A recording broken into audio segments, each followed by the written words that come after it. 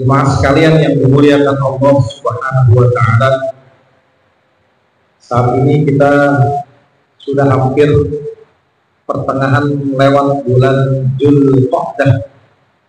Sudah lewat tanggal 15 nih. Satu demi satu jamaah haji kita sudah ada yang berada di Mekah, ada yang sudah ada di karantina, ada yang juga mau berangkat. Insya Allah Bekasi embarkasinya terakhir tanggal 8. Dan ternyata saya juga baru tahu, kalau dulu setahu saya kalau musim haji itu umroh tutup. Sebelum haji umroh tutup, karena khusus haji sebulan sebelumnya steril, nggak ada umroh. Setelah haji selesai pun umroh kosong dulu, baru setelah sebulan baru masuk haji, umroh. Tapi sekarang ternyata di loss oleh Saudi Arabia antara jemaah haji dan jemaah umroh bau. Jadi begitu kemarin saya ke bandara nganterin haji, yang umroh ada yang pulang, ada yang masuk. Maka sempat dibahas di DPR, gimana ini pemerintah? Apa nggak kredit nanti di sana? Nggak bisa lupa orang Arabnya ngebuka. Di sini jemaah ya pulang pengen semangat umroh, apalagi di musim haji. Kalian ngumpul umroh, lepas haji. Syukur-syukur nggak ketangkep. Kan nanti ada balasan. Kalau nggak salah ada semacam smart card tuh, yang haji itu ada smart card nih. Jadi kalau yang nggak punya smart card itu nggak bisa masuk wukuf Arafah, kecuali kalau nyelos deh. Jadi umroh masih ada, umroh masuk, haji masuk. Umroh aja udah berapa, yang haji aja, yang kuota regulernya udah berapa puluh ribu, ditambah yang umroh keluar masuk. Apa ntar nggak jadi? Masya Allah. Jadi sekarang dilepas sama Arab, nggak ada orang umroh yang dibatasi. Kalau dulu memang musim haji umroh stop, karena khusus fokus haji.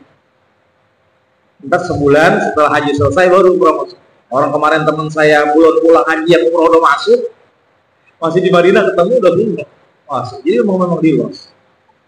Yang mudah-mudahan kita berharap kepada Allah Subhanahu wa taala, semoga jemaah haji khusus Indonesia dan umumnya yang seluruh penjuru tanah air senantiasa diberikan kesehatan, diberikan keselamatan, dan kembali ke tanah air membawa haji yang mabrur dan mabrur, haji yang makbul, haji yang diterima Allah Subhanahu wa taala. Amin ya rabbal alamin. Jemaah sekalian yang dimuliakan Allah Subhanahu wa taala, melanjuti kitab Mukhtarul Hadis. Qala Rasulullah sallallahu alaihi wasallam,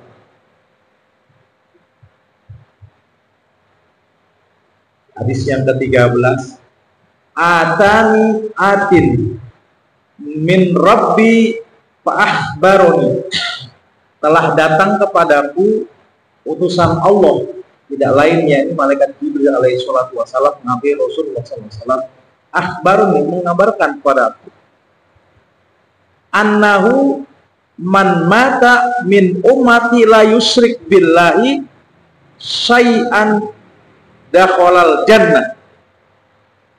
Barang siapa di antara umatku, umat Nabi Muhammad sallallahu alaihi wasallam, mati atau meninggal dunia atau wafat. Kalau wafat di Arab nggak adanya mati, mati. La yusyrik billah, tidak menyekutukan Allah syai'an atas yang lainnya, dakhalal jannah, akan masuk surganya Allah Subhanahu wa taala. Siapapun dia. Sahabat bertanya, qala faqultu wa inna zanna wa inna syarqa, walaupun dia seorang pezina, walaupun dia seorang pencuri, kata Rasul, kata sahabat. Qala Rasulullah sallallahu alaihi wasallam jawab, wa in zanna wa in syarqa, hatta, walaupun dia seorang pezina atau pernah berzina, walaupun dia seorang pencuri, yang penting tidak menyekutukan Allah. Waduh, kalau begitu enak bener gitu. Itulah suatu keistimewaan dari umat Nabi Muhammad Shallallahu Alaihi Wasallam. Pasti masuk surga, tapi mampir dulu. Mampir dulu, ya nggak mungkin dong. Ibarat pakaian kalau memang harus masuk ke lemari, ke tempat yang bersih, ke tempat yang suci, harus direndam dulu, harus disikat dulu, harus dijemur dulu, harus digosok dulu, proses. Udah rapi, udah wangi, baru dimasukin ke dalam lemari. Itulah, dengan kata lain, pasti masuk, pasti masuk. Man kullu umatin dakhalal jannah. Setiap umat pasti itu. Ilaman aba, kecuali yang tidak mau. Nah ini, man mata min umati la yusyrik billah. Barang siapa dari kaum itu meninggal atau mati tidak menyekutukan Allah, yang penting nggak musyrik, pasti masuk surga. Soal dia mampir ke neraka dulu urusan Allah. Kalau emang ada dosa pasti masuk neraka dulu. Dan ketahuilah bahwa satu hari di neraka itu bahkan ribuan tahun di dunia. Masya Allah. Ya ampun, paling nggak mudah-mudahan kita dihindari oleh Allah Subhanahu wa Ta'ala untuk bisa masuk surga tanpa hisab, tanpa mampir dulu. Dengan cara apa? Terus memohon kepada Allah, berdoa, memohon ampun atas segala dosa yang telah kita perbuat. Mudah-mudahan, karena jangan apa yang naudzubillah, semua naudzubillah, mampir. Walaupun dia pencuri, walaupun dia pezina, yang penting tidak menyekutukan Allah, tidak ada lain kecuali Allah, tidak menyembah selain Allah, tidak percaya kepada benda apapun yang sama dengan Allah, hanya Allah adalah Tuhan, Allah memberi rezeki, Allah memberi selamat, mati dan walal jannah, pasti masuk surga. Maka beruntung menjadi umat Nabi Muhammad Sallallahu Alaihi Wasallam. Yang dikatakan umat Nabi Muhammad itu kan paling dimanja, karena Allah memang amat sayang kepada Nabi Muhammad Sallallahu Alaihi Wasallam. Kalau umat Nabi Muhammad Sallallahu Alaihi Wasallam ingin niat mengerjakan suatu kebaikan, kata Allah, cepat kau catat, hai malaikat, umat Nabi Muhammad yang baru niat kebaikan, catat sebagai pahala. Niatnya dilaksanakan, kau lipat gandakan. Masya Allah. Udah dicatat segera, kebaikan dilaksanakan, cepetin, catat dan dilaksanakan, lipat gandakan pahala. Namun sebaliknya, jika umat Nabi Muhammad Shallallahu Alaihi Wasallam mengerjakan atau niat ingin bermaksiat, ntar malam mau masang togel, ntar malam mau main judian, niat, kata Allah, jangan kau tulis dulu niat keburukan umat Nabi Muhammad Shallallahu Alaihi Wasallam. Masya Allah, jangan kau tulis dulu malam, jangan kau tulis. Kalau kebaikan suruh segera, kalau keburukan jangan tahan dulu. Keburukannya dijalankan, jadi masang togel. Orang udah siap banget, punya duit, masang juga togel 4 angka lagi, kira-kira dapatnya 500 juta. Dia masang, jadi masa. Kata Allah, jangan ditulis, tahan dulu mereka, tahan dulu, tahan tunggu sampai 3 hari, Masya Allah. Takut-takut ntar dia nyesel, ntar dia sadar, ntar dia insaf. Bener, astagfirullahaladzim, gua sholat juga kok, masang togel juga, tuh kan gua kata juga apa, sadar, aja dikerjakan juga, tapi tidak dicatat karena Allah Maha tahu. Tadi insaf, tadi sadar. Maka itu jemaah sekalian, kalau kita melihat suatu keburukan orang lain, jangan langsung kita cap, Dan pula jangan kita ceritakan kepada orang lain. Gak pernah saya cerita Ustaz masuk diskotik gitu. Kita lihat memang benar Ustaz masuk diskotik. Ustaz masuk diskotik tuh. Ramai kita kan.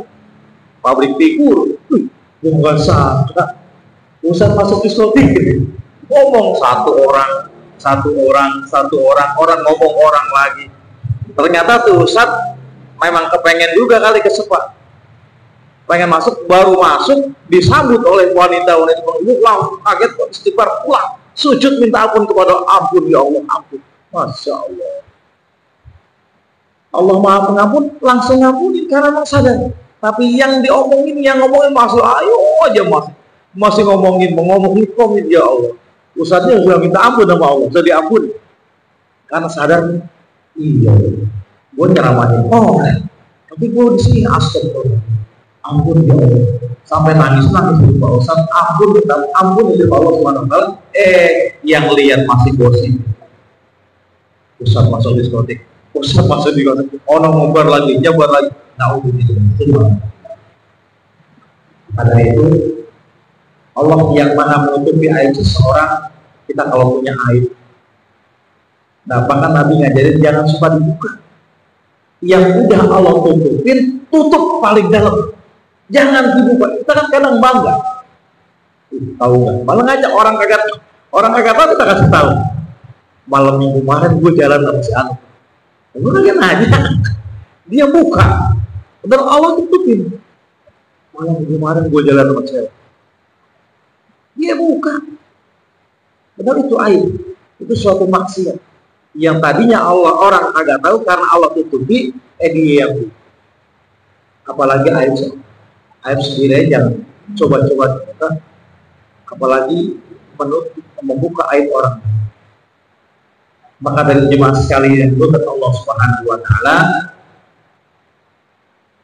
dalam dunia ini tentu banyak ujian dan banyak cobaan.